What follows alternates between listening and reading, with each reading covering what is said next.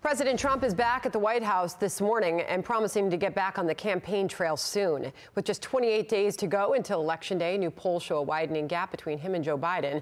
Let's bring in Trump 2020 campaign National Press Secretary Hogan Gidley. Hogan, good morning to you. Welcome back. Let me get the poll out of the way because this is out there. This is the new CNN poll.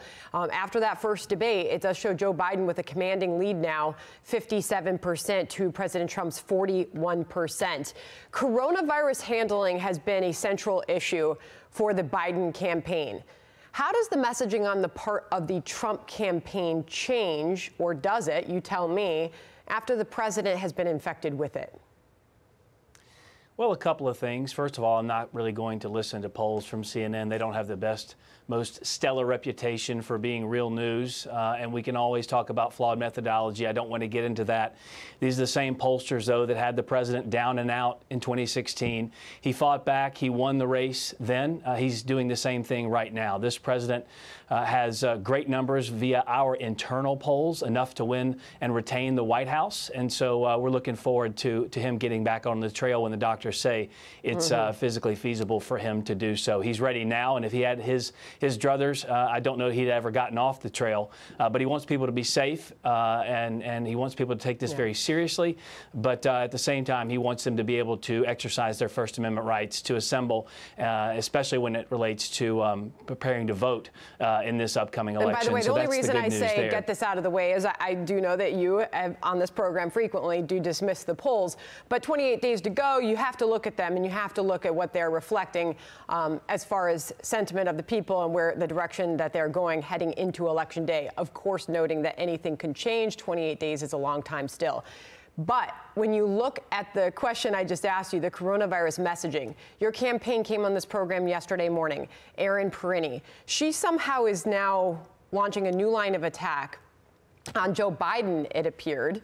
You listened to it.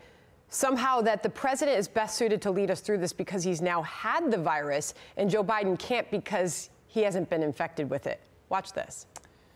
He has experience as commander-in-chief. He has experience as a businessman. He has experience now fighting the coronavirus as an individual. Those firsthand experiences, Joe Biden, he doesn't have those. He doesn't know what it's like to create a job other than hunters. Joe Biden doesn't know what it's like to have to stand up and serve as commander-in-chief of this country. Is that a planned strategy on the part of the campaign to now attack Biden because he hasn't had the virus? That's obviously not what Erin was talking about. Erin was discussing clearly that the president has leadership capabilities that Joe Biden just doesn't have. In just 47 months, Donald Trump has done more to improve the lives of the American people than Joe Biden in 47 years. It's an abject failure for Joe Biden over a half century's worth of time in elected office. I think that's pretty obvious. You're transitioning to a much bigger leadership role on the part of the president, but specifically, she said, and this is the verbatim, he has experienced, the president now, fighting the virus as an individual. Those firsthand experiences, Joe Biden, he doesn't have those, she said. The president himself, in the videos he released, being very transparent, letting the American people into his hospital room, in essence, even talked about the fact that he has learned so much about this virus, having now gone through it, sharing the experiences of so many people in this country now. He understands what the fights are that people have gone through. He understands now more about the medicine, more about the information, and that makes total sense. Anybody who experiences something directly has a different level of understanding about that experience. And so the president's no different. He literally stared down coronavirus. It looks like he's on the back end of it. The two best words I've ever heard Doc Conley say, he's back. We're excited about that, and when he's well enough, he'll be out on the campaign trail. And we all hope that is the case, that he fully recovers, although the doctors, upon releasing him, said he's not out of the woods yet. But Hogan, then I'll ask you, based on those firsthand experiences, what does it mean for the messaging on wearing masks, for example, and social distancing in a Rose Garden event? Do those change? Listen, I am so angry at the way the media has covered this mask issue. Donald Trump was talking about masks on March 31st.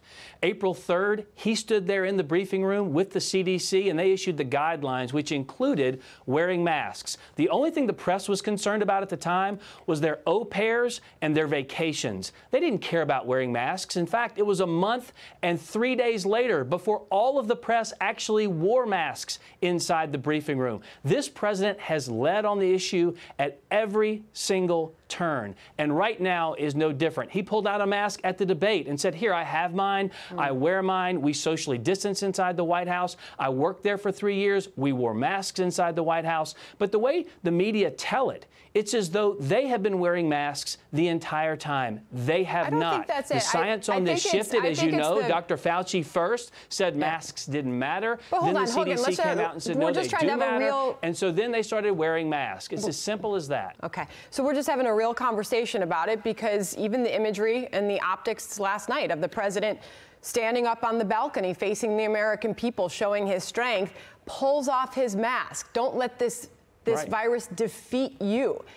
Is there any concern about that level of optimism, you know, and what that does to the American people who are trying to buckle down, trying to wear their masks, trying to social distance so we can stop the spread of this virus? What message does that send? Because even Axios this morning, writing about the risks rising in the West Wing, as he tore that mask off, still knowing he has the coronavirus, and then walks into the White House. Okay, a couple things there again. The president's alone on the balcony outside. He takes his mask off. Flip over a couple of channels. Take a look at MSNBC. Joe Biden is sitting there without a mask next to Lester Holt without a mask. It's absolutely ridiculous to hear the media go apoplectic over this. And by the way, I didn't hear any concern when members of the media take their own masks off inside the briefing room and turn around and do live shots. There's one big difference is that the president is currently shedding the virus. He's still in the middle of the 10-day virus phase. Nancy Pelosi obviously sees this a much different way. I'll have you respond to her latest words on the president acting frivolously. Listen. As President of the United States, if he is acting frivolously with this virus, as he has done all along, he has been very destructive and dangerous to the country. So, Hogan, I'll ask you again, is there any shift in messaging as the president's now back at home, back at work, hopefully back out on the campaign trail? Right. You know, this was not a central issue to your campaign. Is it now? Right, but the president's message is clear. Be careful, but don't be afraid. Folks, we are facing a global pandemic here. It cannot control and ruin our lives. We have shut down businesses to never return in this country. Millions of people have lost their jobs, have lost their livelihoods. We are trying to find a way to get this economy up and running. The president rebuilt the economy once. He'll do it again. We are seeing people out there struggling to make car payments, house payments, rent payments.